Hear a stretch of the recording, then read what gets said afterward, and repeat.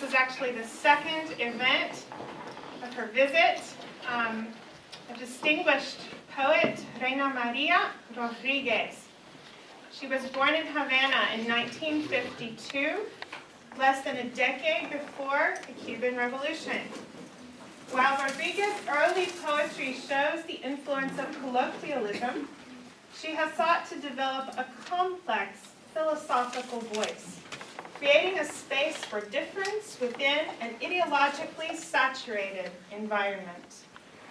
In Cuba, Rodriguez is now recognized not only as a major poet, but also as an advocate for alternative, non-state cultural spaces.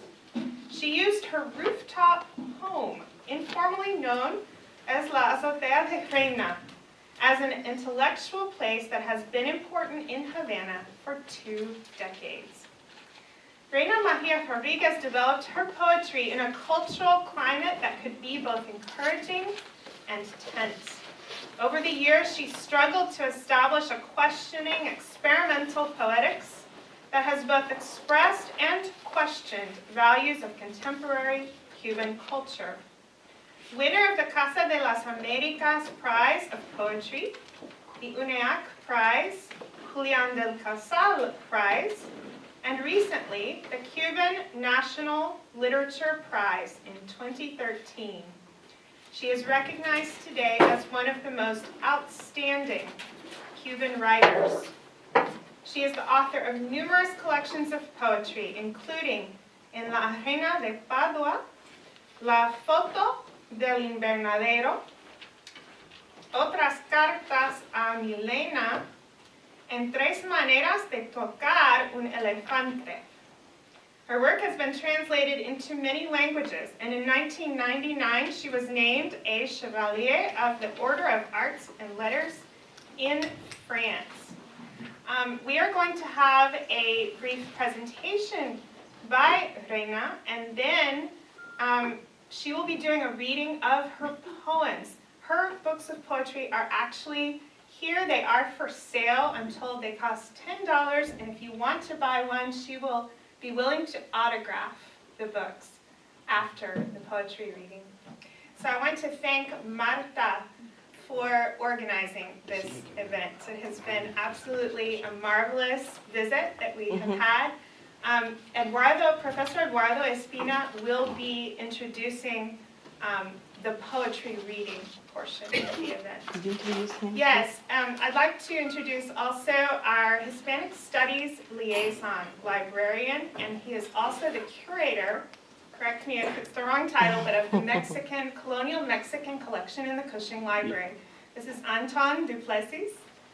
He has a master's in Hispanic Studies from our department from years ago, and was actually a student in a class of mine, so we go way back. And his. That's You can right. go and That's You right. can go to I pick think your those are the announcements, is that Okay. right? Sí, quiero dejar a la biblioteca este ejemplar de un fragmento, está bilingüe, Qué bien, de muchas gracias. y este que es una segunda parte de un libro, que es una trilogía. Vale, formar parte de nuestra colección de poesía moderna. Muchísimas No, gracias. gracias a ti por el recorrido de ayer, Pues sí. que nos llevó a ver el taller de donde nacen los libros Sí. y Bien, gracias. las colecciones. Without further ado, let's welcome Reina Maria Rodriguez. Bueno,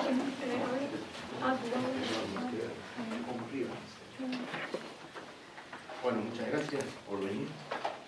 Quiero agradecerle a la profesora Marta Montejo por el gran trabajo que ha hecho. El querido ex estudiante Antón Duplessis, que nos ha ayudado muchísimo porque ha conseguido los alumnos, y también el entusiasmo. Ha salido una nota en el Batallo que la pueden leer, salió en el día de hoy. Me estaba acordando ayer con Anton que en el año 1997, una vida atrás, tomó una clase conmigo sobre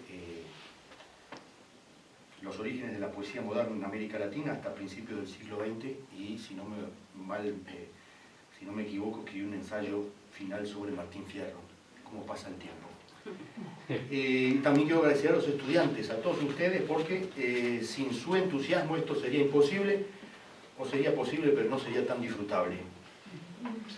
René Menard, 1908-1980, notable pensador francés totalmente desconocido en el mundo hispano y autor de 3 de los mejores libros de pensamiento poético que he leído, los únicos 3 que escribió, decía que era difícil definir a René Char, pues más allá de que era un arquitecto de la soledad en estado de desasosiego, esa por cierto, una de las mejores definiciones que conozco de la figura del poeta, autor de versos perfectos, donde emergen varios mundos que no habían estado en el mundo antes, René Char era también un hombre con activa participación en la vida empírica. Char había sido líder de la resistencia francesa durante la ocupación nazi y operaba bajo el nombre de combate, Capitán Alexander, época en la que escribió uno de sus libros fundamentales, diría yo uno de los fundamentales de la poesía del siglo XX, Hojas de himnos, ampliamente traducido al español, publicado en 1946. Una vez terminada la guerra, René Char se transformó en un francotirador de la vida contemporánea, luchando a favor de causas colectivas sin afiliarse a ningún partido político y generando, 20 años después de terminada la resistencia a los nazis, la primera gran resistencia al uso de armas nucleares. Fundó uno de los movimientos más influyentes de Europa, dejando siempre en claro que su gran acto político tenía lugar en la poesía, espacio donde fue un innovador, alguien que ayudó a que el idioma francés diera un paso adelante. Dejando en claro que ante todo y después de todo era un poeta, René Menard duda sin embargo en encasillar a Char, por la simple razón de que alguien con una vida tan grande y con tantas épocas puede tener tantas existencias demostrables que resulta mejor entenderlo a partir de solo una, en la cual están incluidas las demás, la vida de poeta. Con Reina María Rodríguez estamos ante una condición similar. La figura autoral viene acompañada de otras actividades, además de la más esencial concerniente exclusivamente a la página y a lo que ahí reside como constancia. Poeta, ensayista, editora, periodista, anfitriona cultural, editora y lectora omnívoda. Lo mismo que Char, las actividades de creación y resistencia engloban a una persona convertida en presencia por sus actos. René Char es una presencia, Reina María Rodríguez también. En el panorama literario latinoamericano, saturado de escritores de todos los géneros, pero con pocas voces en prosa o en lírica que resalten y generen cortocircuitos, pocos mundos aparte, caracterizados por el uso diferente de la palabra, Reina María Rodríguez ha logrado lo más difícil de conseguir para un escritor en cualquier idioma.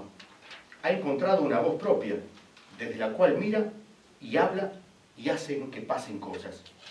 Luego de afirmar esto, podría terminar aquí mismo la presentación de la invitada y dejarle a ella la palabra, pero quiero agregar algo más, quizá un par de párrafos, un par o 4, surgidos a partir de la lectura de los poemas de Reina María a lo largo del tiempo, ciertas observaciones que competen al efecto de pensamiento asociado a una escritura en cuestión. La poesía de Reina María Rodríguez avala ese momento cuando la nada en estado de condición despunta en todo, y todo puede ser tan inevitable que se transforma en momento imprescindible del decir.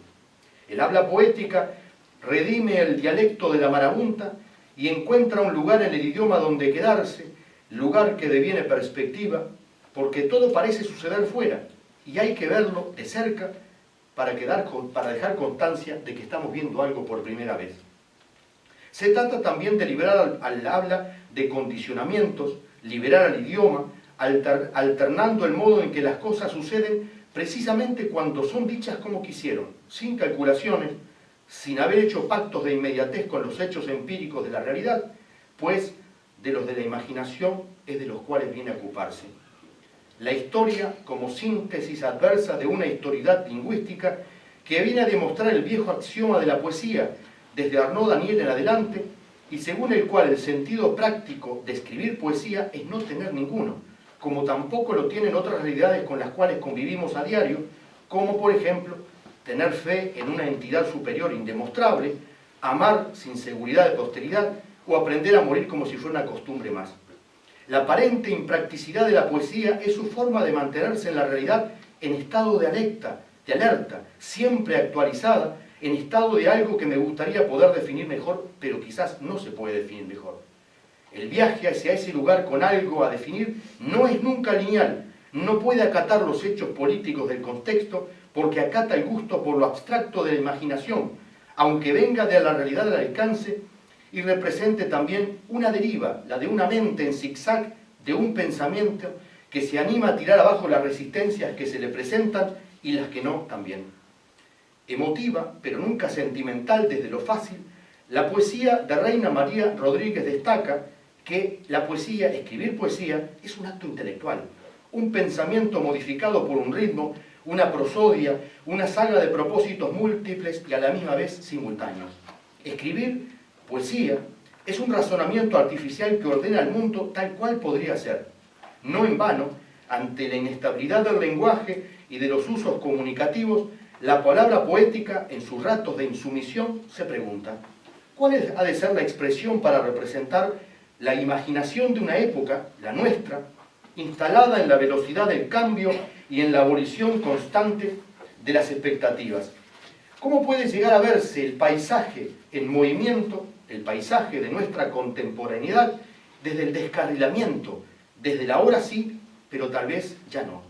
Estamos, pues, ante una poesía en la cual emerge una poética de reinvención de la visualidad, una vez absorbidos los detalles extraterritoriales, no solo los de la realidad cubana, que son también los ejemplos solipsistas de un pensamiento que se busca a sí mismo.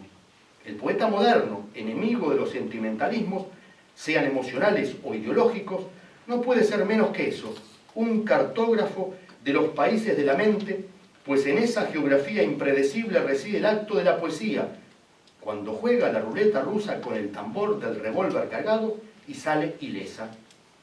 Y voy a concluir. Siempre me ha parecido muy peculiar la expresión poeta mayor para definir a un poeta o una poeta en la plenitud de sus medios formales, como es el caso de Reina María Rodríguez. Ahí está el titular, Major Poet, dice el Batallón. Yo no sabía, coincidencia. Poeta mayor suena a poeta que cumplió la mayoría de edad, y más bien creo, como Apollinaire, que los poetas carecen de edad y se salen de su tiempo, lo contradicen, lo cual les permite arremeter contra el uso hegemónico del lenguaje, amparándose en un atavío lingüístico fuera de las expectativas, trascendidos el teatro político y los clichés retóricos de la época. Desde ese lugar admonitorio, el del poema, la poeta funge como crítica central de los aspectos inmediatos de la historia. En un poema escrito ante la tumba de su madre, un poema, si mal no recuerdo, extraordinario, y que cito ahora de memoria, Pier Paolo Pasolini dice: estoy aquí, solo, contigo, en un abril futuro. Y decía también Pasolini que después de Rimbaud estamos obligados a reinventar la poesía nuevamente de manera permanente.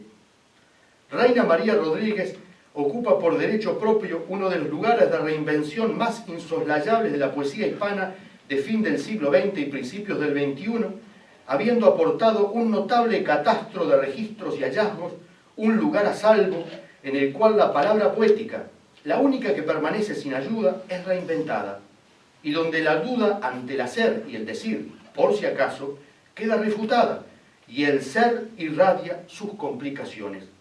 A esa voz, sin atenuantes, es la que esta tarde venimos a oír. Bienvenida.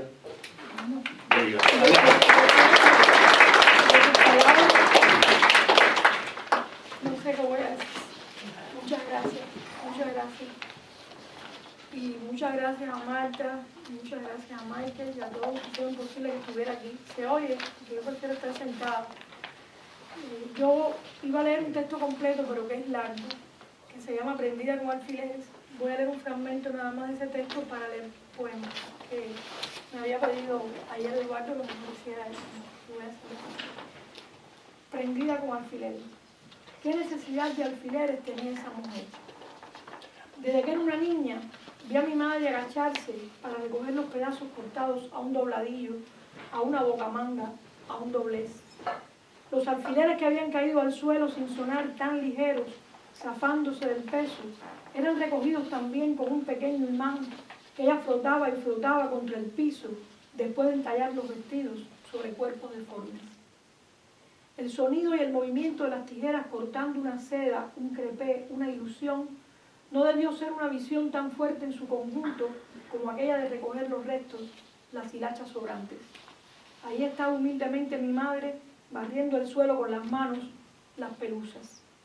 Esto me dio un sentido de la atracción terrible hacia el fondo de las cosas que yo creía ver, que yo veía caer como una imagen doble a través del espejo. Al tocar sus dedos siempre había algo herido, un arañazo, una rosadura, cuyo dolor aparecía después marcado con sangre en la tela. Eran dedos ásperos acostumbrados al hilo, ojos acostumbrados a mirar a través de un calado. Ella, mi madre, tenía que embarajar los pechos, la masa contrahecha, la sustancia. Si la poesía tiene que ver con alguna experiencia, cada uno de nosotros tendrá seguramente una anécdota origen que contar, pero será una historia amanerada o deformada también como los cuerpos por múltiples errores que luego llamamos experiencia. El oficio de contener un lenguaje, de melodiar a través del sonido frufru de una tela que se estampa en la carne. ¿Qué hacemos sino ensartar, volver y volver sobre las puntadas de un largo hilván que mientras más pasa el tiempo se zafa y se zafa? Queremos apresar un tejido que por los bordes se deshace y poner un vivo de raso allí para rematar, pero la palabra insatisfecha se derrama por los bordes porque la cosa está dentro de la palabra entallada y el alfiler no puede sujetar los recovecos de un paisaje que se llama memoria. Al virar la tela por su envés, bajo el pisacosturas, está este país que nos contiene a todos y donde habita mi madre, la gran costurera. Con el paso del tiempo, siento que cada frase está viva en algún lugar de esos retazos cuyos hilos plateados formaban flores, pájaros, zorros, que durante la noche se convertían en arabescos terribles, con historias y personajes que salían a deambular. Porque seguir siendo aquella niña o niño cuyo amasijo de vanidades en la tela cobraría forma algún día, es el empeño de cada poeta. Yo soy un poeta, yo soy un poeta, lo reafirmo avergonzado, exclamaba William Carlos Williams. Si les digo que sigo creyendo en ese oficio de culo y mano, como lo llamaba mi madre entonces, no les miento. El oficio de percibir que ella me enseñó sin querer es el más caro, el más lujoso. La tela que se exprime también muere, el brocado se enrarece y al final queda un color desvaído, no el firme amarillo de los frailejones. Agradezco a las clientas de mi madre servir de modelos en las fiestas que no tuve. Agradezco a los modelos ilustres que nos vigilan desde esa larga e interminable pasarela. A Vallejo, a Pessoa, a Pavese, a Marina, a Mato, a Diuna, a Silvia, a Olson, a Virginia, a tantos otros, las maneras de un sentir. Esa razón de entrar a la locura y a la vez de no entrar nunca. Esa costura doble de las candelillas cruzándose y descruzándose sobre un tejido muerto, pero vivo. Capas y capas de tul de una cultura que no se pueden reprimir, una sobre otra, alternando la simulación de un vuelo para un baile entre todos. Agradezcamos la doble vida que nos dieron, atada a un cojín fucsia, donde recostar la cabeza cansada. En el cojín hay un paisaje para cada cual, único. Esa es la primera parte de una introducción de cuando yo pienso en por qué escribía desde niña. Y creo que tiene que ver con, como le expliqué, me voy a seguir en un texto largo y prefiero leer algunos poemas. Pienso que los picotillos de mi madre, todo lo que tenía que ver con las telas, los alfileres, esos cuerpos que eran voluminosos, ella trataba de acotejar dentro del corte, también es una manera por donde yo por lo menos creo o me he hecho la mitología, ya con el tiempo me vino a mí la escritura. Y voy a leer algunos poemas retrospectivos. Uno muy viejo, creo que es el poema de los años antes de los 80, que en aquel momento en La Habana tuvo su fama porque es un poema, diríamos, sincero, y yo no creo que la sinceridad sea un valor literario, pero este poema tuvo como mucha resonancia. Podría haber escrito muchos textos como este, pero me di cuenta que así iba a ganar a lo mejor un público, pero yo iba a falsear otras rutas que me interesaba buscar, ¿no? Deudas. Hoy quisiera escribir lo que me falta, no gastar las horas ni echar palabras al abismo, bajar a mis profundidades, sola y desnuda. ¿Qué pruebas puedo dar de mi mortalidad? Soy sencillamente fea, con pecas, sueños y dolores. Tengo 2 hijos, otro que nacerá el próximo septiembre. No soy un buen negocio, enseguida salgo embarazada. Soy el número 338.123 del carnet de identidad sin fotos. Los niños lo rompieron, ni sanción, porque no poseo antecedentes penales mayores ni menores. Trabajo como redactora de programas, un sueldo de 163 pesos, una literatura de carrera, muchos poemas sueltos y amigos en 4 categorías: regulares, buenos, muy malos y tristes. Una casa ajena, un ventilador, un peine, la balalaika que me trajo mi hermano, el piano de los conciertos infantiles, una lupa para ver mejor la realidad, las fotos de Martí y Hemingway, reproducciones, libros que aún no me han robado, mapas ampliando la pared, cartas de antiguos amantes, un reloj, una mariposa azul, un corazón y muchas deudas, infinitas deudas con la vida. Y ya de un tiempo posterior, de un libro que se llama La arena de Padua, las islas. Mira y no las descuides. Las islas son mundos aparentes. Cortadas en el mar transcurren en su soledad de tierra sin raíz. En el silencio del agua una mancha de haber anclado solo aquella vez y poner los despojos de la tempestad y las ráfagas sobre las olas. Aquí los cementerios son hermosos y pequeños y están más allá de las ceremonias. Me he bañado para sentarme en la hierba, es la zona de bruma, donde acontecen los espejismos y vuelvo a sonreír.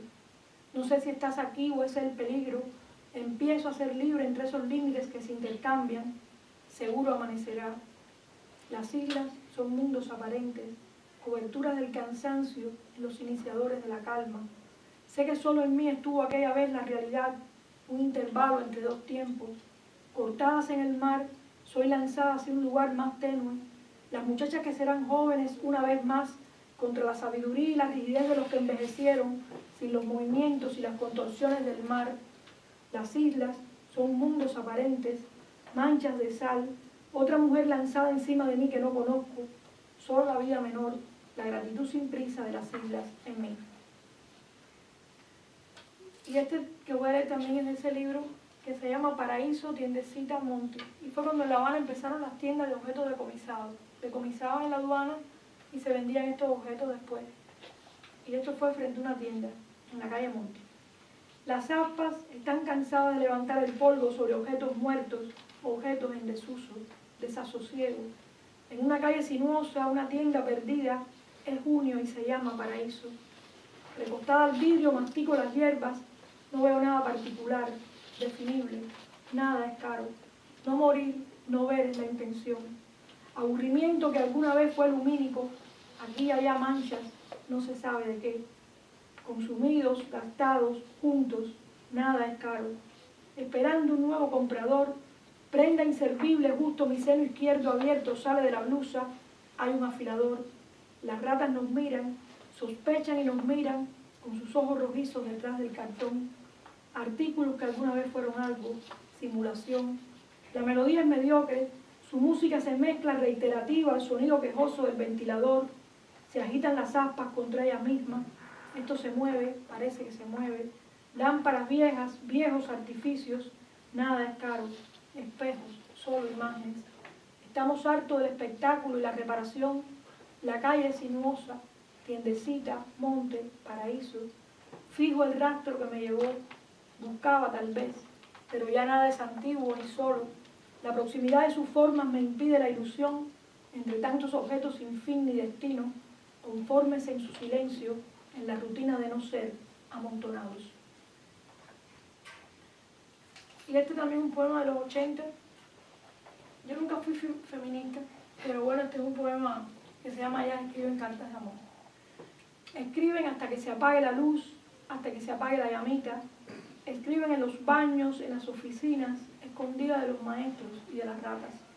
Para echar en el fondo de los baúles cositas muertas, las letras pegadas al papel, la sofisticación de las palabras que quisieron hacer alguna travesía nunca exacta. Ellas escriben cartas de amor con preámbulos, papelitos puestos una y otra vez de manera diferente, lanzados desde el globo de la astucia, desde el hospital, desde el castillo donde aparecen los sueños que no pudieron asirse. Con tanto temor como bajar de un pedestal húmedo, sonámbulas ellas escriben, sin otra técnica que un corazón ligeramente corrompido, por las feroces garras de los años, por la tinta azul petrificada en las noches de espera, ellas escriben para convencer a alguien, para convencer a una sola persona que tal vez no ha venido o se ha perdido definitivamente entre la multitud. Y ya un libro que es posterior, que se llama La foto del invernadero, este poema que se llama La isla de Guay. Yo era como aquella chica de la isla de Guay. El poema no estaba terminado. Era el centro del poema lo que nunca estaba terminado. Ella había buscado desesperadamente ese indicio de la arboladura. Había buscado hasta no tener respuestas ni preguntas y ser lo mismo que cualquiera. Bajó esa indiferencia de la materia a su necesidad. El yo se agrieta, un yo criminal y lúdico que la abraza a través de los pastos ocres y resecos del verano. Ella había buscado la infinitud azul del universo en el ser, lo que dicen gira en torno a sus primeros años, cuando el padre murió sin haber tenido demasiado conocimiento del poema. Sé que esa mentira que ha buscado obtiene algún sentido al derretirse en sus ojos oscuros. Ha buscado el abrupto sentido del sentir que la rodea. Un poema es lo justo, lo exacto, lo irrepetible, dentro del caos que uno intenta ordenar y ser. Y lo ha ordenado para que el poema no sea necesario. Despojada del poema y de mí, va buscando con su pasión de perseguir la dualidad. Ha perdido, ha buscado. Ha contrapuesto animales antagónicos que han venido a morir bajo mi aparente neutralidad de especie. Un gato, un pez, un pájaro. Solo provocaciones. Te digo que los mires para hallar otra cosa entre esa línea demoledora de las formas que chocan al sentir su resonancia. También aquí se trata del paso del tiempo, de la travesía del mar por el poema. A donde ellos iban, los poemas no habían llegado todavía. Yo era como aquella chica de la isla de Guay. Había buscado en lo advenedizo la fuga y la permanencia de lo fijo y me hallo dispuesta a compartir con ella a través de las tachaduras si el poema había existido alguna vez materialmente, si había sido escrito ese papel para conservar el lugar de una espera.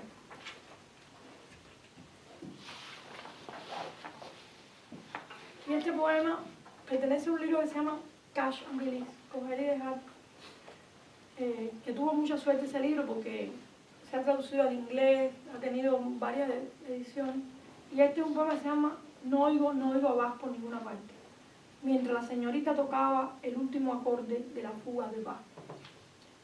Las fusas, esas garrapatas dobles sobre el pentagrama, las llamaba fe, con la gravedad que tanto trabajo costaba interpretar.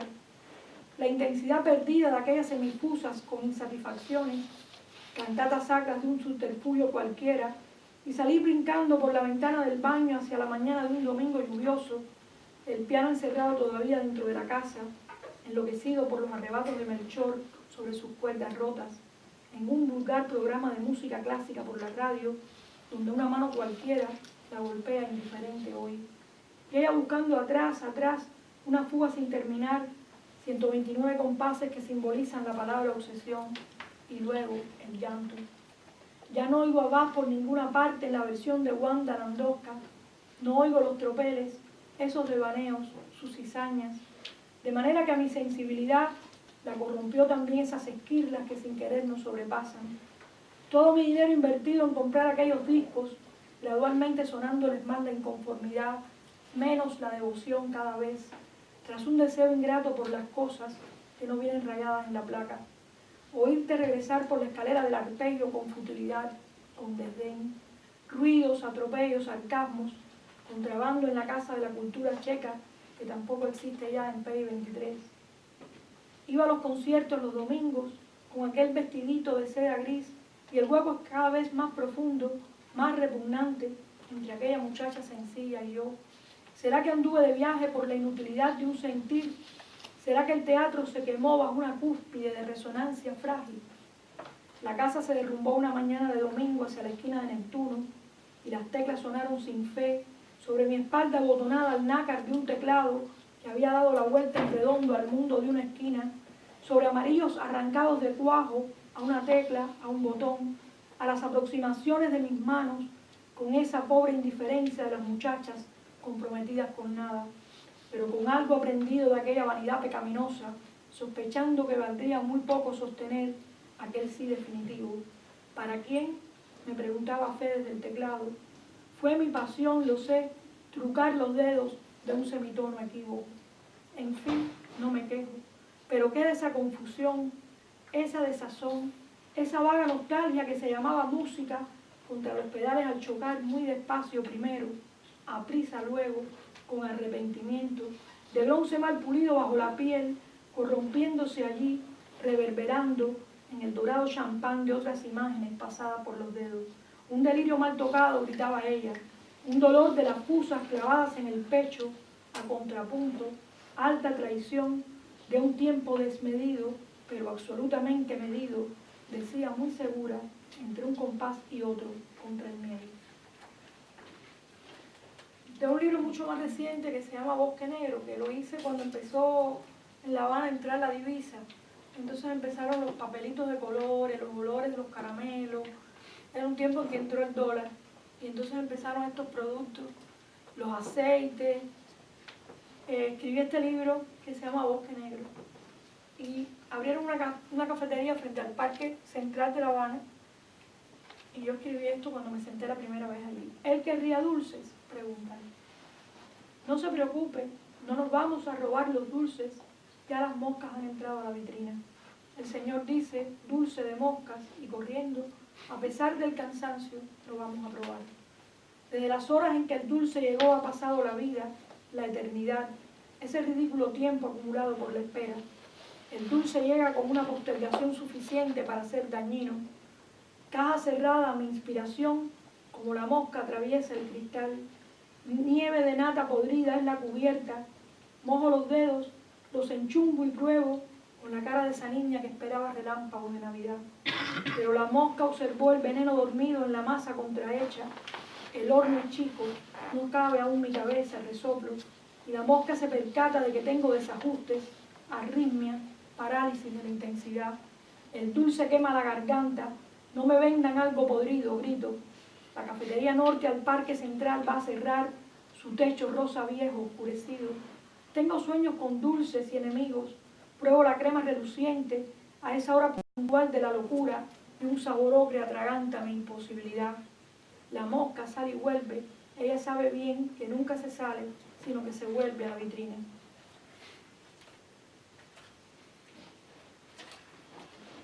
Y de esa misma época, cuando todos mis amigos se fueron, la mayoría de mis amigos se fueron, escribí este texto. Voces. Llamar a Mandy, Falcón, Osvaldo, Ponte, Richard, al cual, ¿dónde están? ¿Qué número? A ninguno. No hay nadie. Sale la grabadora imitando una voz, mintiendo una voz. Ya me acostumbraré, ya me acostumbraré. Cuca la mata, la títere fue.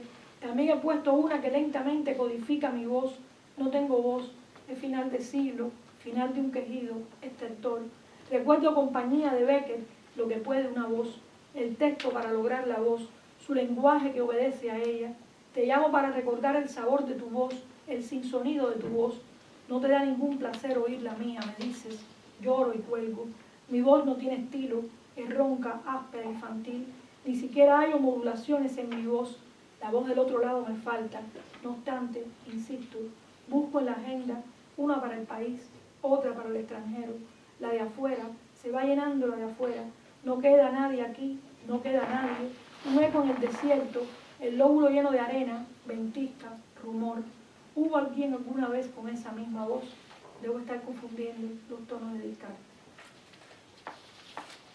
Y de un libro que escribí a mi mamá, que era modista, como les dije, que se llama El libro de las clientas. Todo está hecho muy temático sobre el tema de los hilos, del tejido, que es la escritura, que también es... son los cuerpos.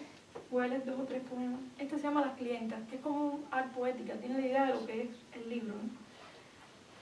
Tenía el poema que casi descendía por la bata, como desciende un animal por la colina, ladeado. Él me dejaba, como todos, aflojar el hilo a cada rato, tomar de nuevo la distancia, sus medidas. Yo la veía morir, orinar a poquito de pie sobre la tela estrujada. Una mujer pasa con su bastón de empuñadura de plata, antes ha pasado su mascota abriendo el paso, Y no le digas a nadie que estoy desesperada. Amarra la cadena contra el puño, apriétala. Vocación de remendar con esa larga hebra de los haraganes, diría mi madre, y 3 nudos que se deshacen en la garganta contra el hipo. Cosas que sirven para una cantidad de males infinitos. Después el susto, con el vaso al revés sobre la manta, mal surcida con candelillas frágiles. La pasión se fue, se escapó al borde, con una vieja mascota sobre tela mojada.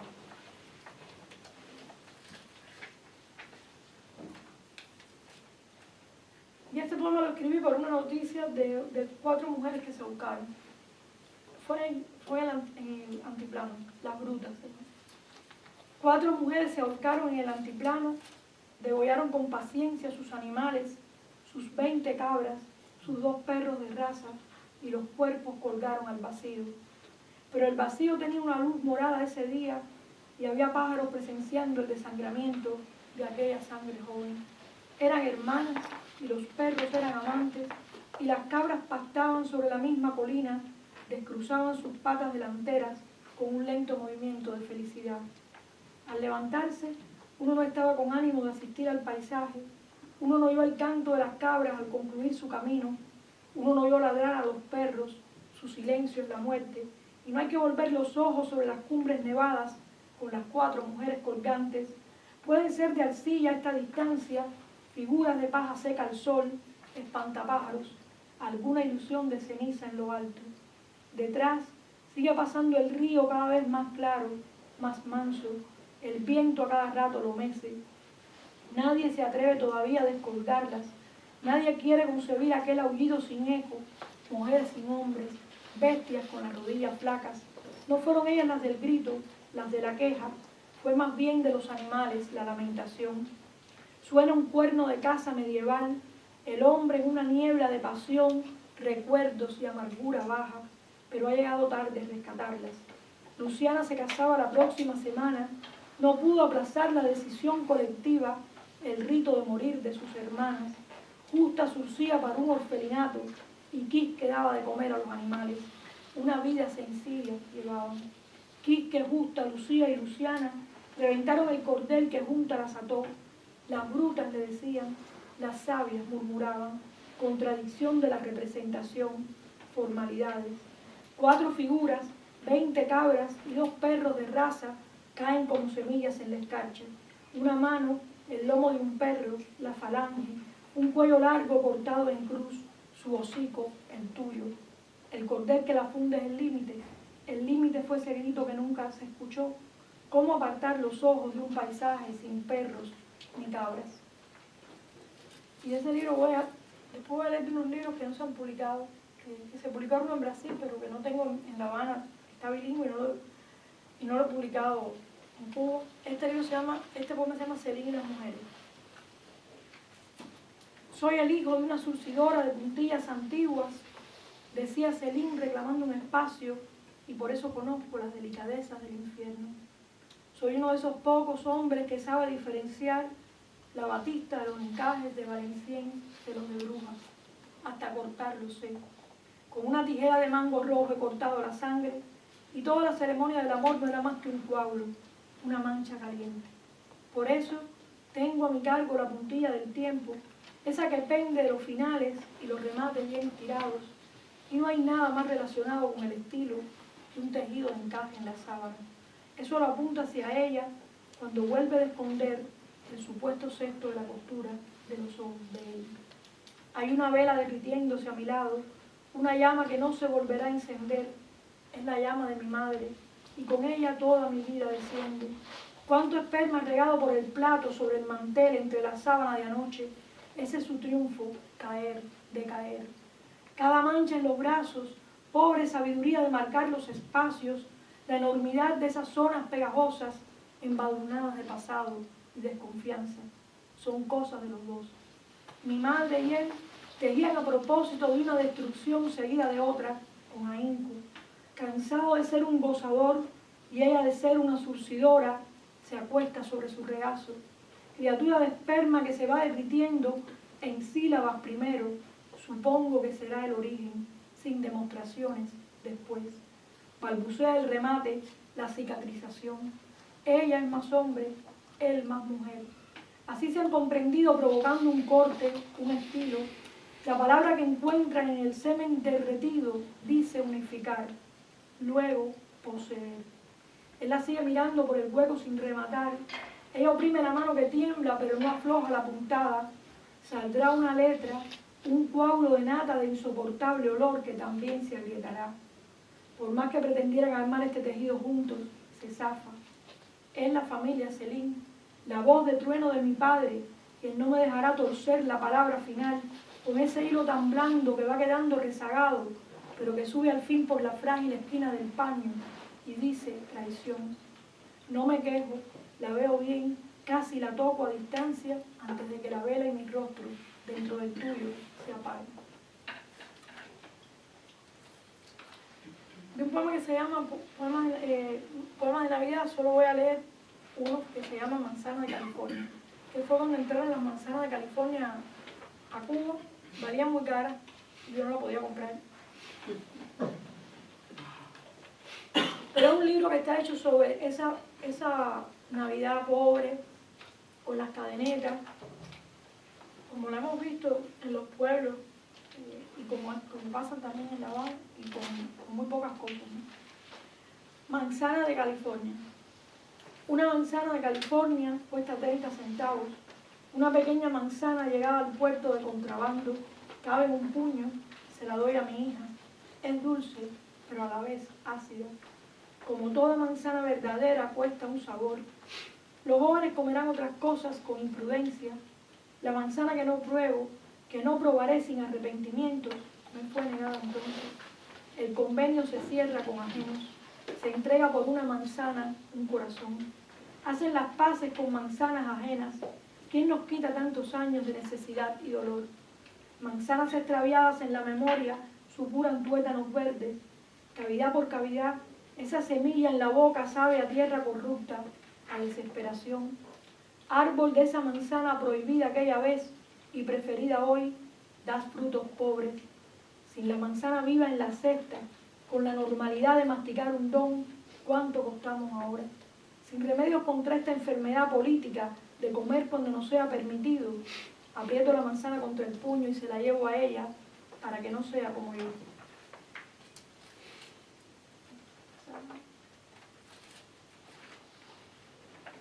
Y voy a leerles de ese libro que les decía, que se llama El piano, que tiene una historia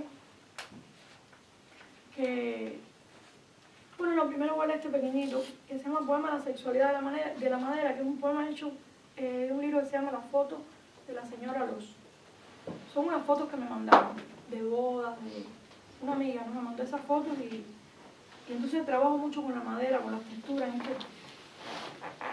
Se llama así, Poema de la sexualidad de la madera.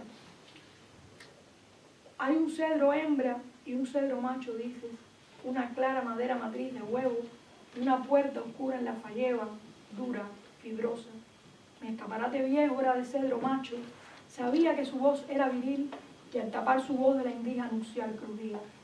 Ahora el escaparate es de un cedro hembra, brilloso, no resistirá la tentación. A su mitad vuelvo a pegar mi mitad con barniz andrógino, gozo de una unión en la boca, una bisagra que no cruje ni tienta, un órgano reducido atrás, donde no pueda verlo.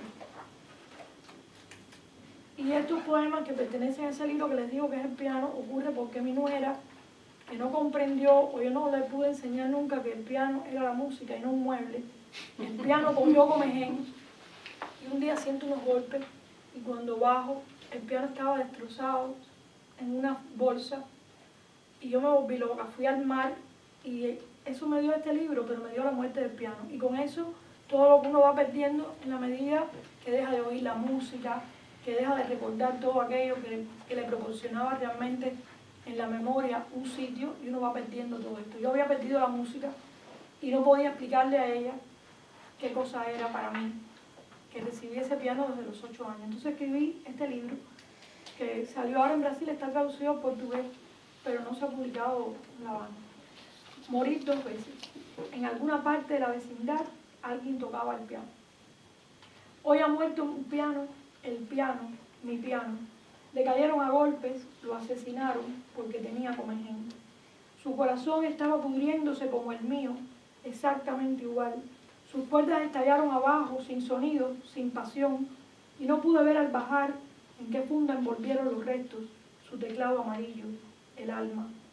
Me fui al mar, culpable por no haberlo defendido en su agonía, culpable por dejarlo morir 2 veces, la primera cuando dejé de tocarlo, hace años. Así murieron 2 veces mi padre y mi hermano, que compartían conmigo la butaca de caoba tallada cuando tocábamos a 4 manos para Elisa, y el gato muso se acostaba encima para vernos tocar. Siento el vestido congelándose en la espalda huecada ante el vacío del espacio dejado. Siento el olor de la madera subir desde el basurero donde lo echaron a reclamarme otro fin. Fascismo de estos jóvenes que no saben amar el lenguaje, no saben que el búcaro era de Bacará por su sonido cuando se balanceaba sobre él con flores que no eran plásticas. La pared ahora solo puede ser una pared sin música, con una huella indiferente al centro, otra mancha, donde pondrán una tabla con flores para sustituirlo. El cementerio del piano, su tumba, siempre tendrá desniveles, aunque pretendan emparejarla. Ni siquiera habrá un gato rondando por ahí su cabeza amarilla. 2. Tocaba unos acordes en el pequeño piano de juguete sin imaginarme que mi piano Boston sería masacrado poco después. Para ellos era solo un mueble más con comején. Para mí, la música, dolor de eso que llaman cultura tan exterior a tener o no tener un piano, un pasado. Con sus notas enamoré al vecino cuando él cerraba la ventana. Con sus bemoles me reconciliaba ante todo imposible. Blusa de cuadros negros y dorados como las teclas de nácar, envejecidas, rígidas. Angustia de los martinetes apretándose más por sobrevivir contra tal avalancha, ojitos vigilantes de niños, irreverencia, horror. Yo le quería enseñar a mi nieto una octava, esa escalera abstracta que no subiré más con él, desentonando un do, un si, por la arbitraria escalera del piano, la que siempre encontrábamos abierta hasta la casa de Josefita, la maestra de Laguna y San Lázaro, para que me aconsejara, pero ella tampoco podía salvarlo ya. Si mi hermano tenía que volver a morir con la muerte del piano, sin acordes, a machetazos limpios, como es todo aquí, ¿cómo resistir por 2 veces tal sacrilegio o esperar un milagro, la resurrección del piano, un sonido? 3. Después del llanto vino una serenidad espectral de actores que pierden un maquillaje que se descorre con la lluvia.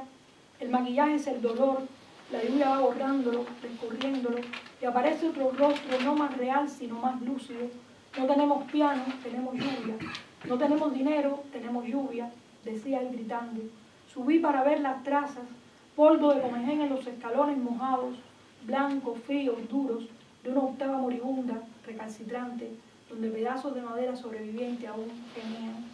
Anécdotas que quedarán sobre la muerte del piano, sin acta de defunción a mano de vándalos. Mi frustración es que no supe salvarlo, no supe conmoverlos, perdonarlos. Verlo subir por la Roldana en pleno precipicio a los 8 años, verlo morir arrastrado casi 50 años después, escaleras abajo. Recé y recé contra el muro del mar, el agua apenas salpicaba melodías, ejercicios de Cherny difíciles de reconstruir, claudicando ante dramas ordinarios que seguían con la artritis.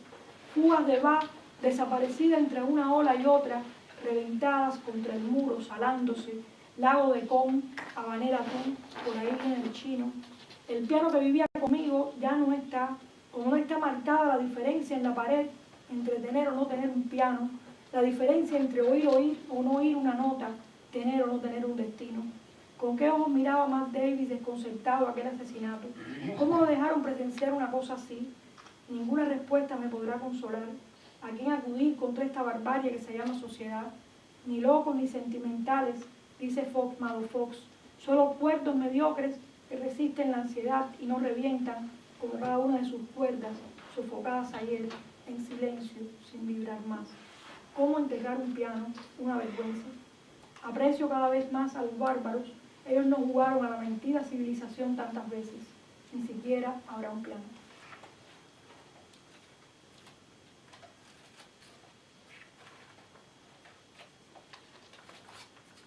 Este es un poema, hay varios poemas que lo escribí aquí a María Vietayo, entonces en este libro está, por ejemplo, voy a leer, se llama A Marina tu día. Acierro la madera, enciende la estufa, Lavo en agua helada las patatas que después hiervo en el samovar. Todo es antiguo, el samovar, las patatas, el día, la estufa con carbones encendidos, el vestido de fustán marrón, siempre el mismo, con el que también duermo. El cubo, ¿habrá una plegaria para el cubo? Me pregunto. Cuando la hagas comprenderás que el cubo es el corazón de la casa, donde destilan la estufa, el samovar y los ojos pardos grises de la niña. Sin el cubo no se podría vivir. Charcos por todas partes, suspiros, un deseo obstinado de que el suelo esté limpio y rechine. El agua también es prestada, la miseria no. Un vecino me da fósforos, panes, aserrín, los utensilios también son ajenos, los tomamos y nos separamos de ellos sin dolor ni confianza. La llave del servicio colgada al cuello, no es un crucifijo ni una perla, no abre otras entradas más que esa hacia el jardín de los niños, donde dan la ración suplementaria y ni un dedo libre queda allá. Al regreso desato a la niña. Hace poco se comió media col cruda y se quedó rendida, amarrada a la sillita.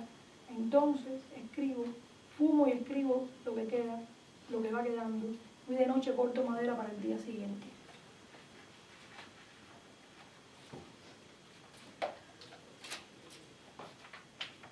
¿Puedes resistir? Aunque tengo un libro inédito que voy a leer 2 o 3 poemas, pero me da pena que se hagan. Voy a leer este poema que le escribió a mi papá. Un día viendo la película Ojos Negros, mi papá se parecía mucho a Marcelo Mastroianni, murió a los 50 años. Y cuando veo esta película de Mijalkov, veo la película y me recuerda tanto a mi padre, escribí este texto que se llama Ojos Negros. No era mi padre con sus anchos pantalones de hilo blanco, era Marcelo Mastroianni, con su pelo negro todavía, una mota echada hacia atrás a lo Elvis, sonrisa de labios finos encima, las tiesas pestañas, su coquetería. Uno espera una total entrega suya y el personaje luego nos defrauda, porque no se va de nuevo en busca de aquella mujer rusa. Antes la había buscado en San Petersburgo, tan lejos, había levantado cada piedra por ella. Ahora navega como camarero, despojado del pasado y su fe. Entonces descubrí que no era mi padre. Él hubiera llegado hasta el final por la mujer rusa, él que todo lo aguantaba por amor, decía. Los gitanos siguieron cantando y bailando con sus carros sobre la estepa húmeda. Espérenme, espérenme, fue su grito final de personaje. Pero ellos no se detuvieron, ni ella tampoco. Solo el amor regresa, vuelve al mismo barco que navega hacia América, donde ella se oculta con su velo y la niebla del pasado, y él le sirve otra copa de champán que comparten en la proa. Mi padre finalmente lo deja todo, también su vida, y aún joven, recupera bajo el agua su pasión. Pero el agua era un bote pequeño, un bote sin camarotes, tambaleante, con música vulgar de olas al fondo en Cojimar, donde remábamos a pesar de la profunda corriente del río, que al unísono, sobre las gotas, arrastraba fango, sin percatarnos de la mordedura de la morena verde escondida en la roca, mi padre y yo. Él subía su voz tan fuerte entonces y me abrazaba cuando el agua temblaba más de lo debido. Desde el fondo, los peces envidiaban la canción que entonábamos a sabiendas de que el deseo es lo desconocido y sobre lo desconocido no podíamos tener ninguna pretensión ni confianza. Luego, varados junto al callito, entrábamos al mar que tenía una línea perceptible entre la limpieza y la suciedad del río, tan marcada en el límite como una ilusión de que todo lo haríamos juntos en la vida, a pesar de aquel color cambiado, de aquella época de tránsito, como siempre fueron las épocas vacías. Pero en su proceso, la vida nos separó, dejándolo para un domingo en marzo, de personaje en la película que lo recuerda como actor italiano, padre de hija sin padre ni hermano, de amigos que se fueron también con la resaca contra el vaivén de un barco pequeño, donde llevo años bajo una sombrilla protegiendo a mi hija, todavía mi hija, para dejarla allí al descubierto, a la intemperie también, en el desamparo de un país que es un bote, una isla, donde todos parten sin regreso, como en la película. Después, no sabía qué hacer con la nostalgia del mar, palabra blanda, sutil, incapaz de colaborar con la realidad que enmarca como en cuadro triste todo esto con lo que uno se parapeta y se desprende de alguien, sin ser paisaje ni contemplación, entre líneas opacas, barcos sonámbulos, memorias, que no quieren morir como esos peces frágiles y fríos a mis pies. La piedra tenía cara de oso polar por un lado y parecía un jabón por el otro. La encontramos en Santa Fe a la entrada del verano, mi padre, mi hermano y yo. Fue el último día que nos bañamos juntos en aquella playa rocosa. Veo aún a mi padre con las olas en las rodillas, tan contento diciéndonos, siempre vengan aquí cuando yo no esté. Esa tarde recogimos la piedra que fue su lápida. El jabón se deshizo en pequeñas partículas esmeriladas por la constancia del uso, y el oso fue de pronto otro animal extraño, irreconocible y pacífico. Jamás volvimos a Santa Fe.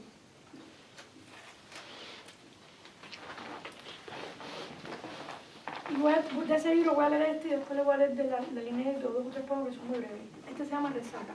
La naturaleza suena en el aire, pero resuena en el alma. Cuando el malecón empieza a desbordarse, caen en la acera tablas del piano. Flores pintadas a mano salen a flote, no como decoración, sino como dolor. El tiempo retorna, se revierte, y necesito de esa reversibilidad para existir. El ruido de sus horas no me ha dejado tranquila, entre compases de lo que no me arrepentiré, incluso arrepentida, de no hallar una octava en proporción para mi mano que alcance su horizonte. El temblor de una cuerda, la vibración de una columna de aire sin obstrucción por la que apostaría, un retorno siempre sin insertarse entre las nuevas olas, tonos altos, tonos bajos, semitonos, una progresión que protege un estilo para defendernos de la indefensión, un estribillo que no nos quita el miedo a la tempestad, pero nos calma.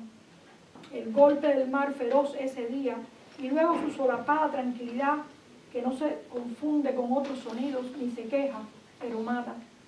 Me habré ahogado en él tantas veces, repetitivas y diversas, que aprendí con precaución a flotar con un estribillo entre los dientes, a convencerme sola de mi imposibilidad y confianza absoluta al mirarlo escurecerse y tranquilizar su raya gris sobre el puente móvil desprendido contra la quilla de un instrumento que suena por todo el tiempo que perdió entre dos aguas. Y de este libro que se llama, lo entregué pero no está todavía, el libro de las Luciérnagas, que es un bestiario, que lo escribí en Miami, entre un viaje y otro escribí estos poemas. Voy a leer de 2 o 3 pequeños. Se me quedó el arca. Quería leer uno, pero no tiene la antología que les di a ustedes, ¿no? Ese no está aquí. Las atadoras. Mi deseo y tu deseo tienen el mar por puente. Buscas un jabalí y yo un pájaro. Desatada como la sirena, canto y pienso, pero tus oídos no escuchan mi necesidad. Vida de larva, casi un pez, y vida de mariposa, casi un pájaro. ¿Qué voy a comer si no matas a tu pájaro? Pregunta él y le respondo. Esa larva me aterra. Por eso prefiero oír el canto de las sirenas sin lanzarme al agua y sentir la resaca cuando mi cuerpo moribundo tiembla. ¿Entienden? Qué pena, porque es un poema largo, pero me gusta, que se llama El Arca. Es sobre el poema nacional de las dos partes, ¿no? Son los animales en esa arca, pero en esta mitad. Este poema lo escribí por una película. Las películas siempre fueron muy importantes para mí, porque creo que ha sido como mi corazón, ¿no? Entonces, viendo esta película de Tornatore, donde hay un trompo que es lanzado por el actor, y en ese momento sale la mosca que estaba clavada y empieza a volar. Cuando estaba clavada en el trompo, escribí la oportunidad de la mosca en el trompo. Sigo pensando en esa mosca, machacada en la mitad del trompo, en una espera infernal, para que al regreso de ese realismo que Tornatore diluye con una metáfora, el niño que aún juega la vuelva a encontrar viva, como si no hubiera pasado un segundo, en esa justa mitad donde el trompo, la vida, se parte. Solo hay que saber llegar hasta aquí para que la metáfora sea totalmente comprendida como viejos, no como sabios, y nos ayude a revelar el lío en que nos metimos cuando lanzamos el trompo y son cortos los brazos para abarcar la circunferencia que hicimos, igual que abrazar un cuerpo puesta la dimensión del otro, que nunca nos anticipa su crueldad. Pero los tullidos se conforman con hincar más profundo a la mosca, esperando que al correr de un lado al otro, en esta danza macabra, se ahogue antes de que la distancia o la oportunidad partan la cáscara de eso que llamamos olvido y vuele cuando para nuestra necesidad ya no tengamos cómo ni con qué alcanzarla. Entonces, como no traje eso, voy a terminar con este, que le hice una gallina. Se llama cuento infantil. La gallina que tiene los ojos huecos puso el huevo más grande del mundo, las finas líneas blancas de sus patas, con pasión afincándose al suelo, cuando cacarea y parece quebrarse. Es hacendosa. Lo primero es asentar la casa, dice, barrer los desechos, las plumas amarillas del gallo que cruzó el mar hacia otro gallinero. La gallina es porfiada. Sabe que no podría mantener el cerco apretado donde los polluelos crecen y se escapan obstaculizando su labor de croquear. Así se ganó ser la dueña del patio, de la familia, mojada y seca, según el clima de un pequeño lugar donde de noche, ensimismada en su sueño de grandeza, se cuelga el viejo palo con las uñas y vive, aunque parezca muerta, desgarrada sobre él. Muchas gracias.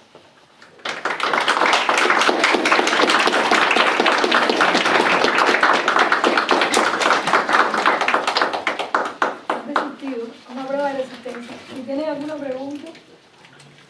¿Preguntas? Si tienen preguntas. ¿Tienen alguna pregunta?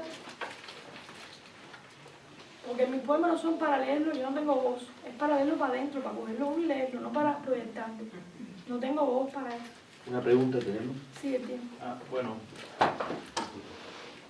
esta es la primera vez que escucho sus trabajos y honestamente el que más me llegó fue el poema del piano. A mí me encantan los símbolos y la expresión del piano es algo... Pero mi pregunta es, ¿usted siguió practicando? ¿Siguió tocando? No, yo fui infiel al piano. Ese fue el problema. Yo construí una casa en una azotea. Y entonces como el peso, la casa estaba hecha con cisco de carbón, el relleno para que no pese, el piano pesaba mucho y yo no lo pude llevar para arriba. Entonces se quedó abajo. Y yo siempre bajaba y tocaba, siempre he tocado, pero bueno, ya lo que es estudiarlo, lo dejé hace mucho tiempo porque ya cambiaba los dedos. Yo creo que es muy importante, uno tiene que saber los límites. En el momento en que ya tú cambias los dedos, no tienes la suficiente habilidad, yo dejé de tocar el piano. Pero por dejarlo abajo y por olvidarme de él, mi nuera lo mató. Y yo creo que eso fue un dolor muy grande, muy grande. Todo el libro, como ven, es muy reiterativo, vuelve el tema de esa música que perdí. Por supuesto, cuando empecé a escribir el libro, hice trampa, ¿no? Empecé a oír músicas que yo oía mucho tiempo atrás y que había dejado de oír, para volver a meterme en ese mundo de los sonidos, ¿no? Pero es con cualquier cosa que uno deja, ¿no? Cuando uno lo persiste y deja, y ocurre algo que yo creo que es el problema que a lo mejor como uno es más viejo empieza a mirar en los demás, que es el problema del valor que tienen las cosas y de la memoria, ¿no? Que mañana cambió un piso, pasado cambió, todo va cambiando muy rápido, hay una velocidad que en un sentido es buena, pero en otra va destruyendo aquellas cosas que nos vamos adquiriendo y que vamos guardando para nosotros, ¿no? Yo les recomiendo un autor que estaba hablando ayer con el profesor, que es Sebald, W.G. Sebald, que él hace una recuperación de la memoria a partir de textos, pero con fragmentos de fotos, una foto pequeñita de un hangar, de una paloma, se va recuperando todo aquello que estamos perdiendo a una velocidad vertiginosa. Y entonces mi miedo con esto, yo no devuelvo con ese texto ni con todo lo que haga lo que fue el piano para mí, pero la culpa fue mía y no les pude enseñar a ellos que el piano era la música. Entonces el error fue mío.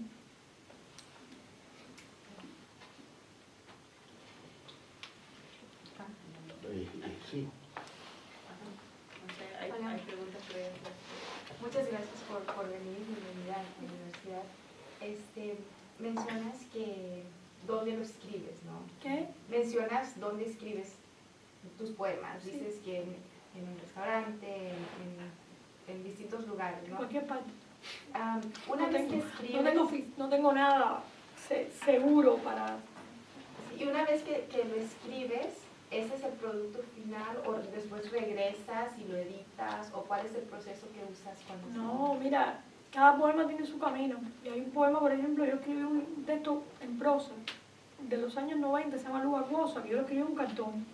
En ese momento un cartón está pasando una tempestad y yo veo la ciudad como un útero que se está desangrando y los cines están volando. Bueno, todo ese texto lo tengo y casi no tuvo cambio después. pero yo trabajo a mi manera, quiere decir, un tiempo, eso yo editaba mucho para radio, programas de radio. Entonces me quedó una maña de editar, que antes lo hacía virando mucho el texto muchas veces, delante, atrás, yo le llamo virar la media, ¿no? Yo explicaba eso en el texto ese que no leí, cómo viraba la media, pero después eso se montó de una forma que ya no lo hago así, es por dentro, y eso se montó de alguna manera, ¿no? Pero cada poema yo lo escribo a mano, siempre escribo a mano, y después puedo hacer, por ejemplo, una libreta, 2 meses, el mismo poema, lo voy haciendo hasta que siento que va para la máquina. La máquina tiene teatro, porque en la máquina hay una representación, yo siento que hay un público, hay una distancia, que es mentira, pero no es la relación que tengo cuando estoy aquí. Y además los poemas para mí no están en lugares aparte, están en unas agendas o libretas que yo tengo para todo. O sea, no sé si ustedes saben, las libretas esas de las cuentas, donde están las mujeres victorianas, llevaban todo junto. Yo escribo todo junto, lo que pasó, la cuenta, y entonces ahí mismo está el poema. Muy tachado, muy bien, y después lo voy pasando y lo paso muchas veces. Pero ese poema de Celine y las mujeres, que para mí es raro, porque es un poema que se rompió porque un cable, o sea, hubo un trueno y el trueno se llevó la máquina, el disco duro. Entró así, ¡plum!, y me llevó el texto. Y yo me daba cuenta que puedo construirlo, pero que ya no era igual. O sea, uno sabe cuando construye los poemas. Y cuando tienes más tiempo te das cuenta que puedes hacerlo. Como deuda podía estar escribiendo muchos poemas iguales. O sea, muchas cosas se mantienen, que tienen que ver con el coloquialismo por una parte, que es mi complejo de culpa para poder mantenerme con una relación exterior, y la idea de que la metáfora viene de otro lugar, diríamos que tiene otra jerarquía, entonces mezclar estas dos cosas, casi siempre bicéfalas, ¿no?, entre la metáfora y el coloquialismo que me va conduciendo, pero con el tiempo eso se va fundiendo más.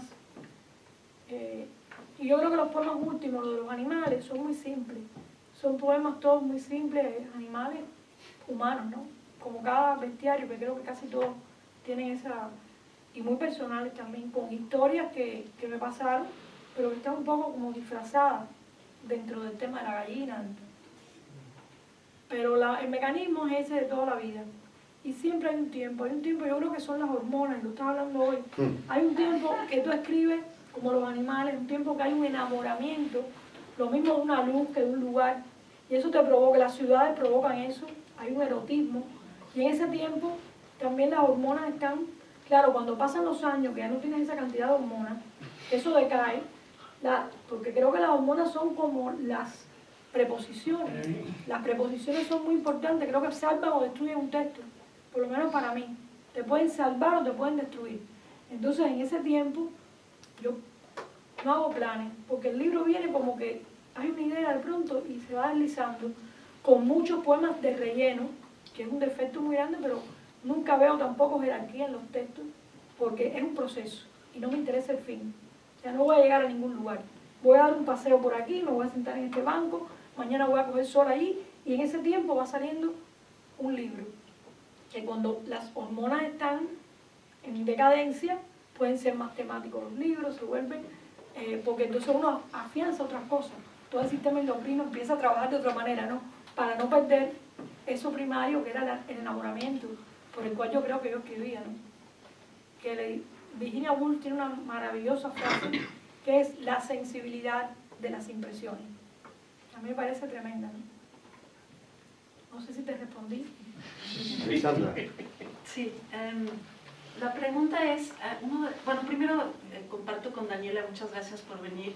Tu acento es hermosísimo, para mí es súper grato, no tienes una idea oír el acento cubano, y ahora siempre que te lea recordaré tu acento.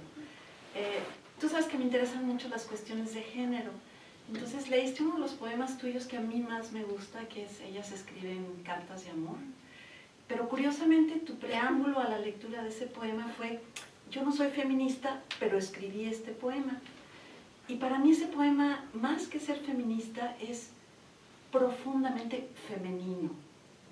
Entonces, ¿qué estamos viendo que lo nombramos diferente tú y yo? Yo ayer no pude responderte, porque la respuesta con relación a lo que fue la revolución en cambio sobre el tema de las mujeres no es muy difícil a mí. Yo a estas alturas, cuando ya desde un punto de vista social eso se ha convertido que las mujeres han sido realmente las mulas y ha sido como peor el hecho de que llevan mucha carga encima, ¿no? Como lo veo yo ahora.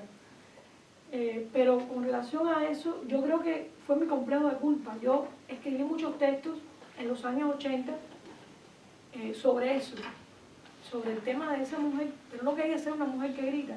Creo que fue una novela de María Luisa Bombal que leí, que ella también estaba pensando en cómo huir de la mujer que grita. Y entonces me propuse, no quiere decir que lo haya logrado, pensar sobre ella. Y también con mi conflicto con el yo tengo un yo muy marcado, un yo que es una cárcel, que siempre me lleva a un tú. Ese tú me lo tengo que inventar si no existe. Y entonces, con este problema que es una cárcel, y yo creo que es un gran error de mi poética, yo trato entonces de pasar un ella. No sé si se fijaron, pero cuando leo el poema ya de La foto del invernadero, ya no es yo, es ella la escritora o la escribidora, para poder embarajar el yo, cosa que no logro, pero que ha sido mi subterfugio. De todas maneras, ¿qué me pasó? Que en ese momento yo quería pensar, quería ser una persona, y yo parí mucho, entonces tenía una vida doméstica muy fuerte, y estaba cansada, que es como que uno malaba por la saya, el otro malaba. Era demasiado ya parir, los problemas, las conversaciones con las mujeres siempre eran las mismas, y me fui a un territorio donde mi preocupación era más cómo pensarla a ella que quiere escribir. Que entonces nunca me gustaba estar en antología de mujeres, por ejemplo, porque me parecía que me ponía en el lugar donde estaban las vacas pastando. Tenía la sensación de que si yo estaba en antología estaba con el que fuera. Hombre, mujer, chiva, no me gustó ese terreno que yo comprendo que las universidades lo tienen, el mercado también, para vender o para hacer promoción. Esta es la poesía erótica. No, toda poesía es erótica, toda poesía es política, porque vamos a llamarla siempre a encasillar de una manera o de otra. Entonces, tal vez eso fue mi prejuicio, mi manera de decir siempre, yo quiero ser una persona y no quiero que me encasillen en las obras escritas por mujeres. Realmente sí he leído mucho sobre el discurso femenino y pienso que puede haber muchos matices, pero esos matices femeninos, la gran poeta es Virginia Woolf, y cuando escribe es un hombre, o es una persona, es un andrógino, es todo, es las dos cosas. Entonces, eso creo que es como la aspiración, todo lo que uno, con la humildad que puede hacer un texto, cada día puede percatarse de eso. Yo no quería gritar más, y entonces esa fue mi diferencia. Por eso siempre digo, y me daba mucha pena porque era una pregunta muy difícil de responder sin mentirte sobre lo que yo misma he tenido como conflicto. Yo solamente respondería que tal vez en la contestación, partiendo de Virginia Woolf, llegaría a Hélène Cixous, y Hélène Cixous nos dice que un poco la mujer que se exime a sí misma de las categorías, de las clasificaciones, que huye de ser clasificada como feminista, acaba haciéndole el juego al juego patriarcal. Acaba haciendo una complicidad, porque es cierto que los editores sí, aunque tú digas yo soy una escritora o un escritor andrógino, el editor sí toma en cuenta el género. Pero yo encontré una palabra de Roland Barthes que es maravillosa, que es escribidor. O sea, escribidor me salva de tener el lugar, de estar en un reino de la escritura, porque no lo tengo, porque no sé escribir. O sea, yo escribo con otra cosa, pero no tiene que ver con la manera en que un escritor que se sienta a escribir con una factura de su sintaxis, no, yo no tengo eso. Por ejemplo, Silvia Plath buscaba todo en los diccionarios, iba al diccionario a buscar las palabras, yo jamás, las palabras para mí son arbitrarias, salvando la diferencia de una poeta que escribió poemas como Picaduras, poemas extraordinarios, pero ella buscaba que estuvieran perfectas en su significado, y a mí nunca me ha importado eso, porque yo creo que lo que me importa es cómo fueron para mí en el momento de mi memoria, ¿no? Y eso cambia, tal vez sea mi comodín. No creo que te pueda responder eso porque es mi prejuicio. Por otra parte, siempre he querido huir de ese encasillamiento, como el de los géneros. No me interesa, por ejemplo, esto es un poema, digo poeta, pero me importan los híbridos y todos los géneros variopintos, donde esté lo mismo un texto en prosa, que esté, como no me gustaba hasta una época que las letras fueran todas parejas, que fue mi manera de hacer vanguardia muy pobre. Nunca he querido definir algo, porque es que para mí el texto es algo muy indefinido. Creo que después lo clasifican los críticos, los investigadores, eso ya hay todo un aparataje que es la literatura, pero a la hora en que uno está cocinando esto y lo está facturando, no puede tener esas distinciones, por lo menos me pasa en la mente. Entonces, como siempre lo que he querido es hacer prosa, que es otro problema, una gran dificultad para poder... Sí, empecé con estos textos en prosa, que no leí ninguno porque no tendría voz para poder hacerlo, que son también híbridos, y los voy colocando en libros que son como memorias, como este, que es la segunda parte de una trilogía, donde van fotos, van textos en prosa, para resolver mi incapacidad de no tener centro, de no tener género, de no tener fe, e incluso de no tener amor. Esa es la manera en que yo lo veo. No sé si lo puedo explicar, porque el tema del feminismo me roza mucho, ¿no? Es obvio. Me roza. Preguntas. Es como que no quise, o sea, fue un momento en que no, me decían, vamos a esta antología de mujeres. No, yo no quiero estar encasillada. Y también en el tiempo de Yoconda Belli, que escribía los poemas eróticos, esa época, y todo eso de que esto es erótico, el otro, o esto es poesía virtual, esto es poesía, eso no me gustaba. Es lo que tú. Bueno, tenemos más preguntas, ¿sí? Y después yo tengo otra, pero les cedo para no quedar mal con las feministas. Me van a meter en la olla a mí. No es feminista la pregunta. Mi pregunta es más bien, ¿usted diría que su poesía, o bueno, su escritura ha seguido cierta cronología o ha sido dependiendo de las hormonas? No, tiene salto.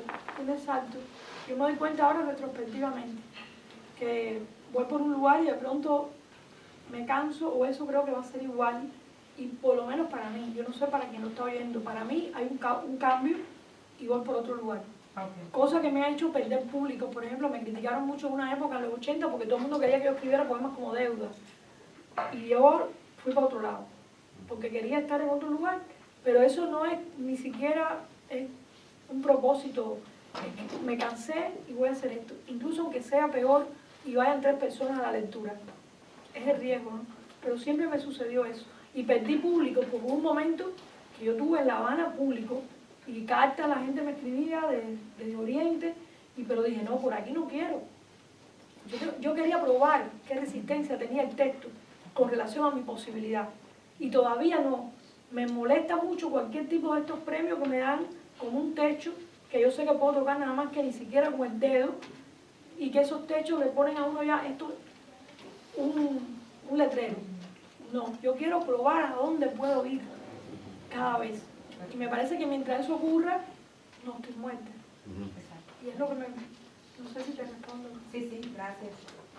Sí, tenía un comentario, no sé, que es un tema que realmente me interesa cada vez más, incluso lo discutimos con un estudiante que hizo una tesis doctoral, Pablo de Cuba, sobre el neobarroco, que es el tema generacional, ¿no? A mí los 2 poemas que a mí me parecieron fabulosos es sobre el discar el teléfono, que no es sobre hablar por teléfono, sino discar, y sobre el dulce, ¿no?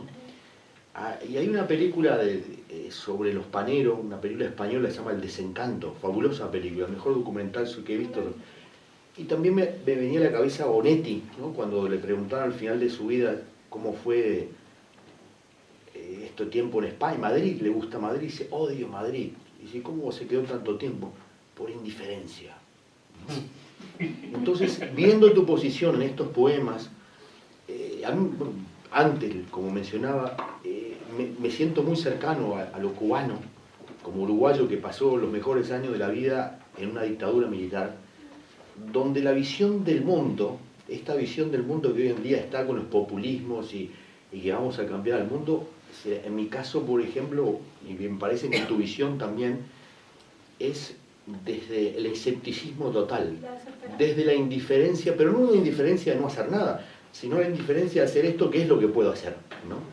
Que es una visión que compete, bueno, a muchos de los poetas, me parece que es lo que hablamos en la tesis doctoral, que es el tema que tiene relacionado con el neobarroco, me parece la importancia en el cono sur, que es esta idea, después que se vayan los militares, lo que venga va a ser igual de malo, ¿no? Desencanto. Desencanto total, ¿no? Yo lo hablaba con Perlongue en París, que es donde estuvimos 2 meses, y que aparece en el poema Cadáveres, ¿no? Esto va a ser... Ese poema fue tan importante para nosotros, porque teníamos un cassette Claro. con ese poema y lo oíamos, y pensamos siempre, ¿por qué en Cuba nadie puede escribir un poema así? Un problema solo de talento. Y me parece que eso, viste, se ha estudiado muy poco. Se ha estudiado muy poco en la literatura el tema generacional, sobre todo una generación de los 80, ¿no? De los 80 se vivían situaciones especiales en todas partes, ¿no? Y que ahora en este momento se están viendo los resultados. Que la generación que viene, hoy lo hablamos en la clase sobre cuál es el destino de la poesía, yo daba, es decir, la que se entra por la ciberpoesía, digamos, los que, todo movimiento me parece fabuloso, que también van por ese lado del desencanto, ¿no? La tecnología ha generado, no digo un desinterés, pero sí una distancia crítica que me parece muy buena, ¿no? Y que es una especie de antídoto contra esta sobredosis de entusiasmo que hay en Latinoamérica, que yo creo que a una generación es casi imposible de cambiar, esa visión después de haberlo vivido, ¿no? Y la pregunta entonces concreta era que en esos poemas donde me parece que aparece tu voz de una manera magistral. No, el libro ese es el libro que escribí en los momentos que te digo venían los chocolates. Entonces como que todo lo que llegó estaba ya podrido, estaba tarde. Es el escepticismo y el desencanto, creo que la palabra, como que todo llegó a destiempo. Y como, por ejemplo, donde yo estoy, también estoy morbosamente allí, porque me parece que es como un ojo que tiene que mirar todo el tiempo eso. Pero ese ojo también te está mirando el desgaste que llevas tú junto con el desgaste de lo que estás mirando. Es un desgaste doble. Yo me senté una vez en el parque, un parque muy cerca de mi casa, y escribí ese libro, Variedad de Galeano, la primera parte de este libro, porque yo lo único que podía hacer en ese momento era sentarme allí a mirar el horror, ser parte del horror, intentar sacar algo del horror. Y no tenía otra escapatoria, la única escapatoria era esa, ¿no?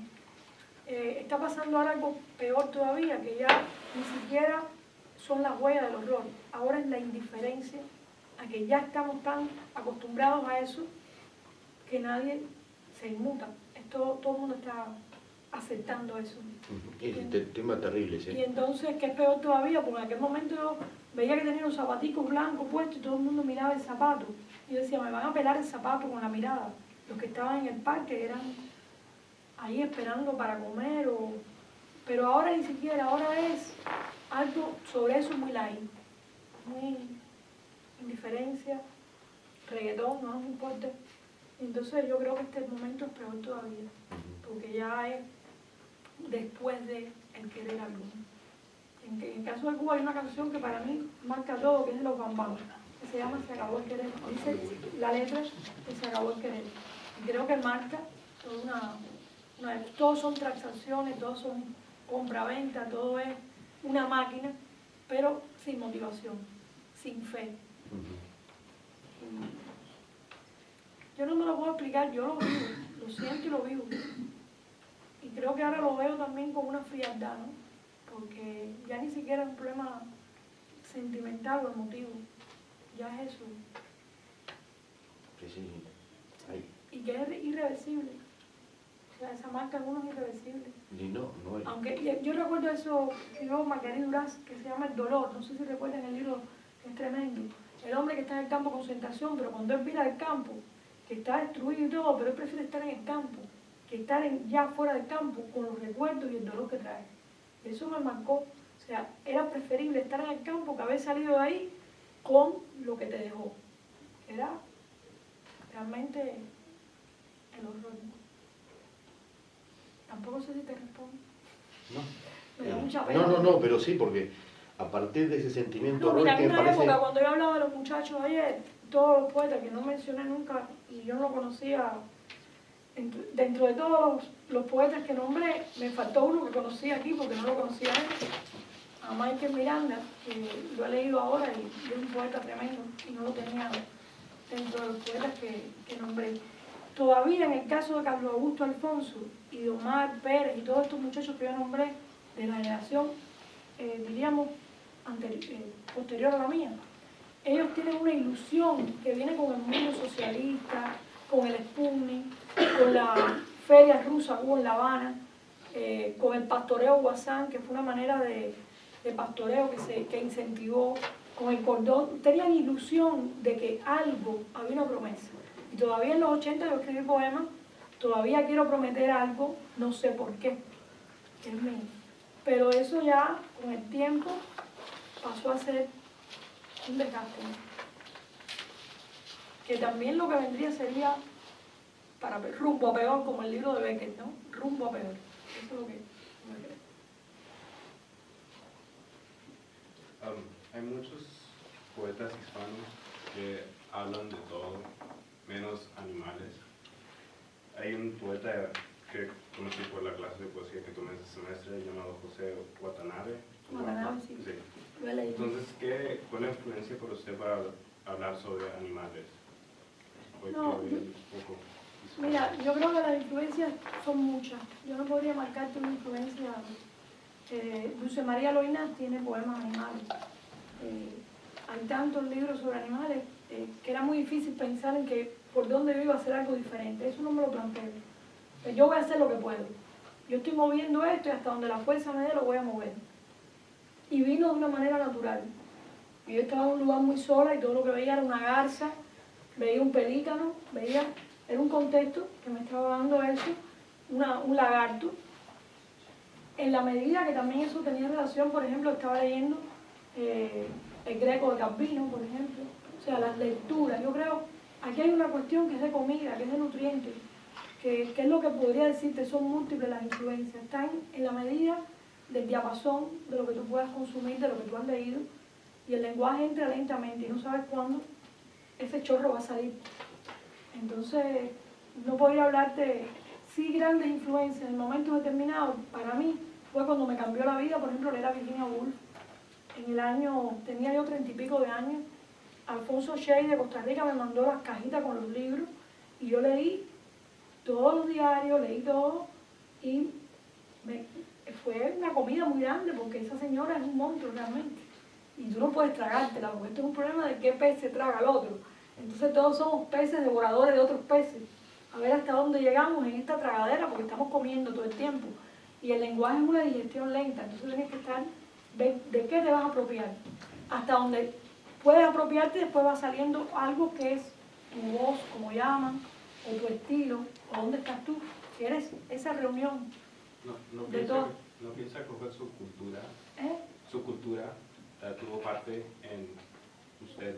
Yo vivo en Centro Habana, donde las broncas son a machete, donde los gritos se oyen de un lado para otro, tú estás oyendo esta con el marido, el otro. Yo no tomo café, tomo té. No es mi cultura, pero yo escogí tomar té de toda la vida. No tomo leche, todo el cubano toma café con leche, tomo manzanilla, toda la vida. De años y años tomo, o sea, la cultura es lo que para mí tú escoges, con lo que tu escogencia sobre, mientras más grande tu diapasón, y tú viste y encontraste, me encantan los higos blancos, bueno, viste higos blancos, los probaste y te importaron. Y vas haciendo, dentro de eso,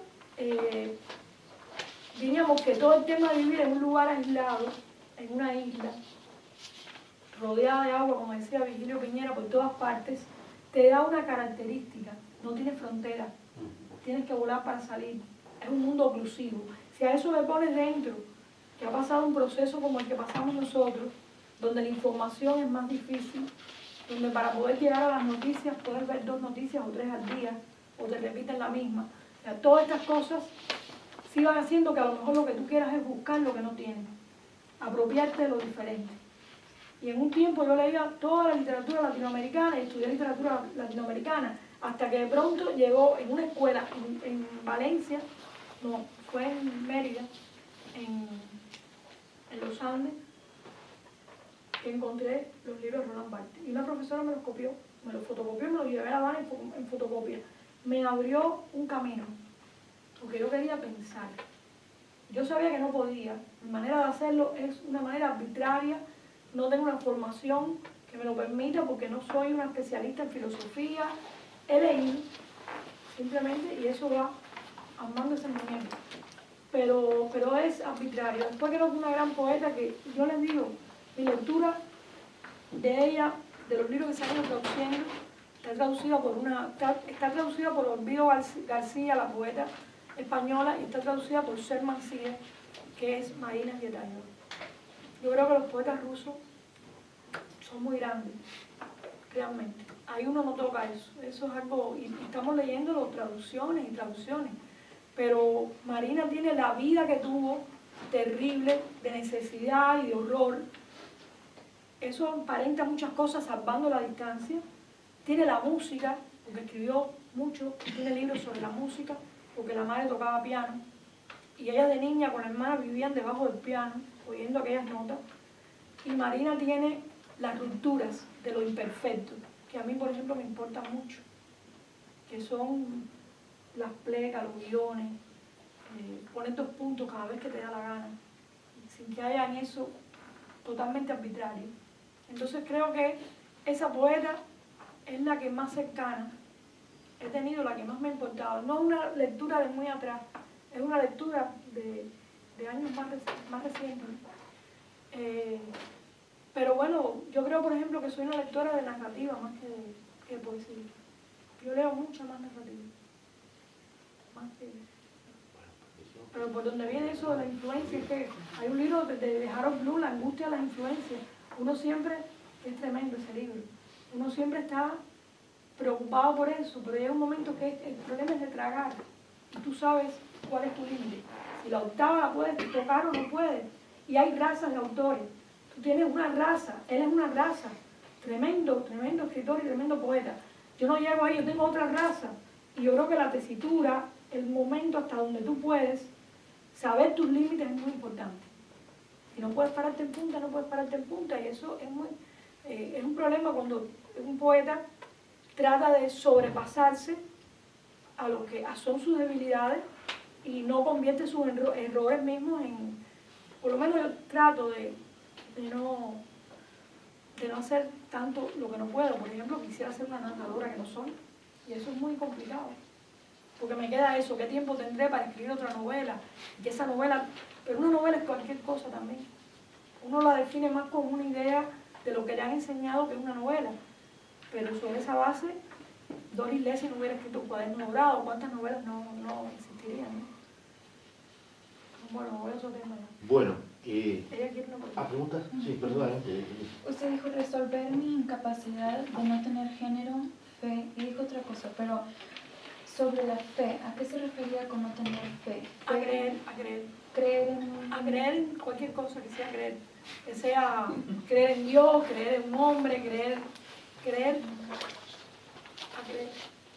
Yo soy muy escéptica, por eso tengo constantemente que buscar algo en que creer.